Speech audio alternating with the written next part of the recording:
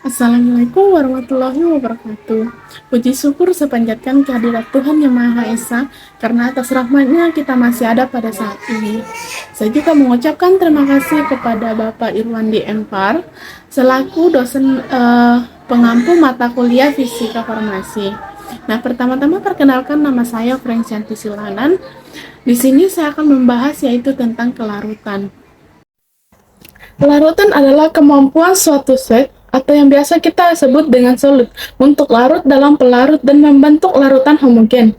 Kelarutan dapat dinyatakan dalam sejumlah solut yang dapat larut dalam sejumlah pelarut pada suhu dan tekanan tertentu. Nah, misalnya, jika garam meleleh dalam air dan membentuk larutan yang homogen, maka garam tersebut memiliki kelarutan yang tinggi dalam air. Nah, baik teman-teman, kita masuk pada bagian yang pentingnya bagi kita untuk memahami konsep kelarutan.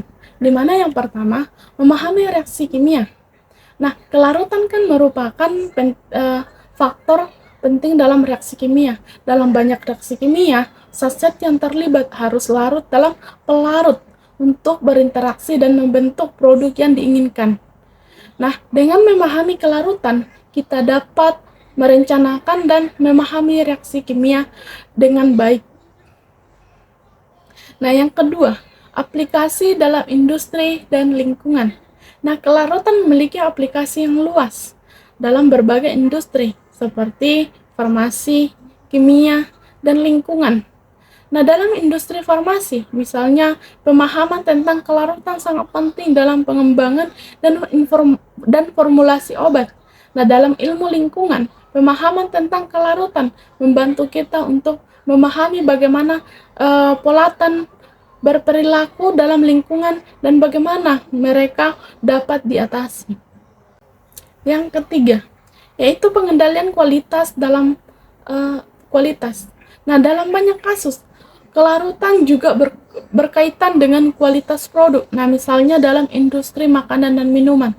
Nah, pemahaman tentang kelarutan penting untuk mencapai rasa dan tekstur yang diinginkan. Nah, dalam industri kimia, pemahaman tentang kelarutan membantu dalam pengendalian kualitas produk yang dihasilkan. Yang keempat, yaitu pengembangan ilmu pengetahuan. Nah, teman-teman, penting bagi kita untuk memahami kelarutan juga dalam pengembangan ilmu pengetahuan. Dengan memahami faktor-faktor yang mempengaruhi kelarutan, kita dapat mengembangkan pengetahuan baru, menemukan aplikasi baru, dan meningkatkan pemahaman kita tentang dunia kimia. Nah, dengan memahami kelarutan, kita dapat mengoptimalkan proses industri dan memahami lingkungan dan meningkatkan pengetahuan kita tentang dunia kimia.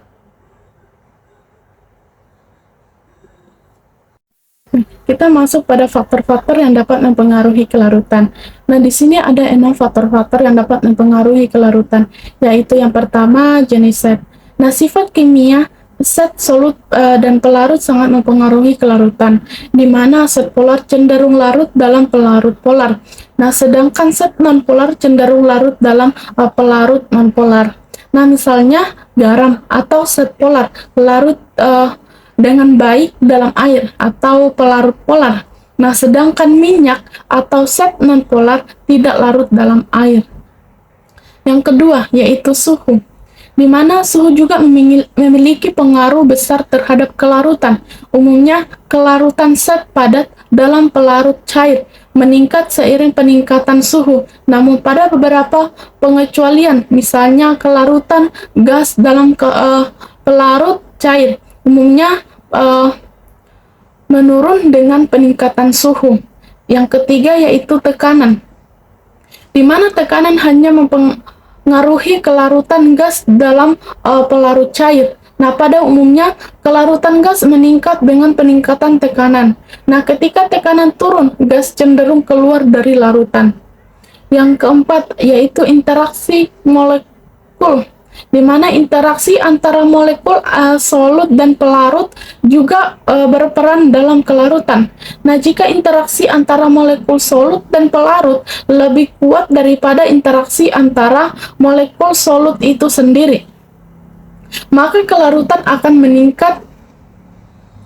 Yang kelima, yaitu ukuran partikel, di mana ukuran partikel zat padat juga dapat mempengaruhi kelarutan.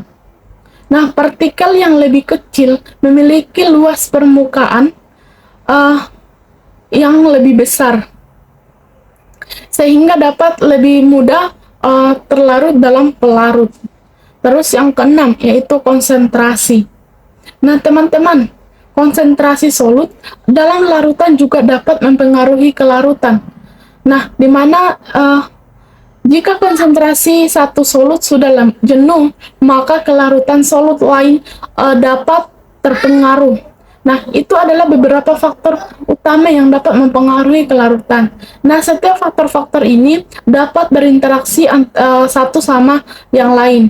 Nah, yang lain dan dapat mempengaruhi sejauh mana suatu zat dapat larut dalam pelarut. Oke, kita masuk pada pengukuran kelarutan. Nah, di sini saya menggunakan pengukuran larutan yaitu suatu zat yang menggunakan beberapa metode dan parameter yang umum digunakan. Nah, di sini saya ada beberapa metode, yaitu yang pertama, yaitu kelarutan dalam air. Nah, teman-teman, kelarutan dalam air adalah parameter yang sering digunakan karena air adalah pelarut yang paling umum digunakan dalam percobaan kimia. Nah, kelarutan dapat diukur dengan cara menambahkan zat yang akan diuji ke dalam air dan mengamati sejauh mana zat tersebut larut. Nah, kelarutan dapat dinyatakan dalam gram zat yang larut per 100 mili air. Nah, atau G per 100 mili atau dalam persen massa. Nah, yang kedua adalah kurva kelarutan. Nah, di sini metode ini melibatkan perbuatan kurva kelarutan dengan mengukur kelarutan zat pada berbagai suhu. Nah, dalam percobaan ini, zat yang akan diuji ditambahkan ke dalam pelarut pada suhu dan yang berbeda. Dan kelarutan zat tersebut diukur. Hasil pengukuran kemudian digunakan untuk membuat kurva kelarutan yang menunjukkan bagaimana kelarutan berubah seiring perubahan suhu. Terus yang ketiga, yaitu metode gravimetri. Nah, metode ini digunakan untuk mengukur kelarutan dengan mengukur massa zat yang terlarut dalam pelarut. Nah, dalam metode ini, zat yang diuji ditambahkan ke dalam pelarut. Kemudian larutan tersebut diuapkan hingga kering. Nah, massa zat terlarut kemudian ditimbang untuk mengukur kelarutan. Dan yang keempat, yaitu metode spektrofotometri. Nah, metode ini menggunakan spektrofotometer untuk mengukur kelarutan suatu zat dengan mengukur absorbansi atau transmisi cahaya pada panjang gelombang tertentu dalam metode ini.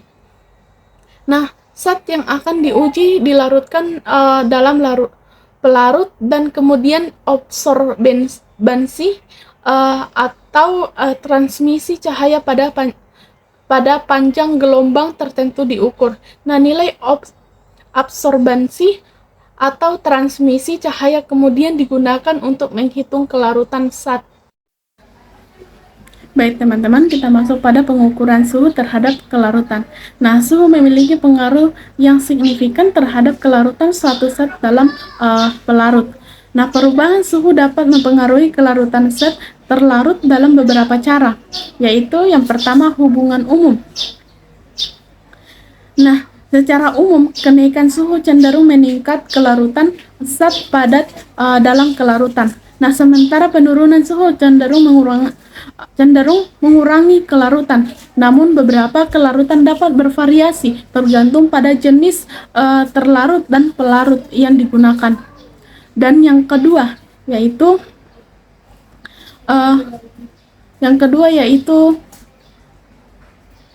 kelarutan gas. Untuk gas terlarut dalam pelarut, hubungan antara suhu dan kelarutan berlawanan. Nah, pada umumnya kenaikan suhu akan mengurangi kelarutan gas dalam pelarut. Nah, ini mengikuti hukum Henry yang menyatakan bahwa kelarutan gas dalam pelarut berbanding terbalik dengan tekanan parsial gas yang berbanding lurus dengan suhu. Dan yang ketiga yaitu pengaruh energi. Nah, perubahan suhu dapat mempengaruhi energi kinetik partikel dalam larutan. Nah, kenaikan suhu meningkatkan energi kinetik partikel yang dapat memfasilitasi interaksi antara partikel zat terlarut dan pelarut. Nah, hal ini dapat meningkatkan kelarutan zat terlarut dengan pelarut. Dan yang keempat yaitu pengaruh reaksi endotermik dan eksotermik. Nah, beberapa proses larut dapat bersifat endotermik dan eksotermik. Jika proses larut bersifat endotermik atau memerlukan penyerapan energi, nah kenaikan suhu dapat meningkatkan kelarutan zat terlarut. Nah, sebaliknya jika proses larut bersifat eksotermik atau melepaskan energi, nah kenaikan suhu dapat mengurangi kelarutan zat terlarut. Dan yang kelima yaitu pengaruh struktur molekul atau molekuler. Suhu jika dapat mengurangi struktur molekul zat terlarut dapat terlarut dan pelarut pada suhu yang lebih tinggi. Nah, jika antar molekul dalam zat terlarut atau pelarut dapat lemah sehingga mempengaruhi kelarutan zat terlarut dalam pelarut. Nah, penting untuk kita catat bahwa pengaruh suhu terhadap kelarutan dapat bervariasi tergantung pada zat terlarut atau pelarut. Nah, pengaruh tekanan terhadap kelarutan suatu zat dalam pelarut tergantung pada jenis zat terlarut dan jenis pelarut yang digunakan.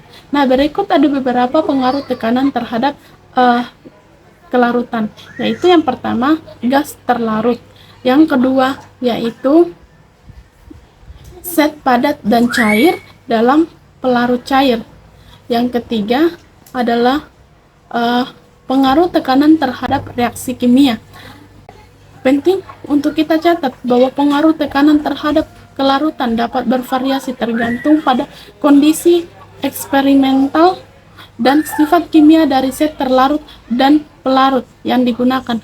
Nah, dalam banyak kasus suhu memiliki pengaruh dan yang lebih signifikan terhadap kelarutan daripada tekanan. Nah, baik teman-teman, kita masuk pada kelarutan yang berperan dalam kehidupan kita sehari-hari. Nah, teman-teman, di sini saya akan memberikan sebuah contoh yang sebuah kelarutan dalam kehidupan kita sehari-hari, yaitu pada makanan dan minuman. Nah, kelarutan yang sangat penting dalam pembuatan minuman atau makanan. Ketika kita membuat teh, kopi, atau minuman bersoda, zat-zat terlarut seperti gula, kafein, dan gas CO2 harus larut dalam air atau pelarut lainnya untuk memberikan rasa dan efek yang diinginkan.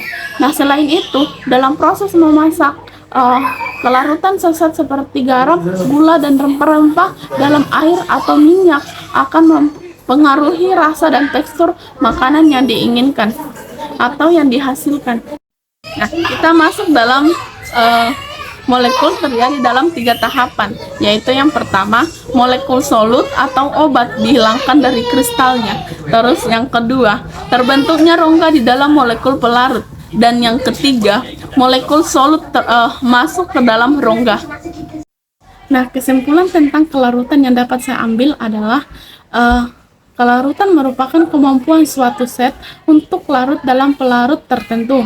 Nah, kelarutan dapat dipengaruhi oleh faktor-faktor seperti jenis zat yang larut, pelarut yang digunakan, suhu, tekanan, dan adanya zat lain di dalam sistem. Nah, mungkin itu saja yang dapat saya sampaikan pada saat ini dari materi saya. Kurang dan lebihnya mohon dimaafkan. Wassalamualaikum warahmatullahi wabarakatuh.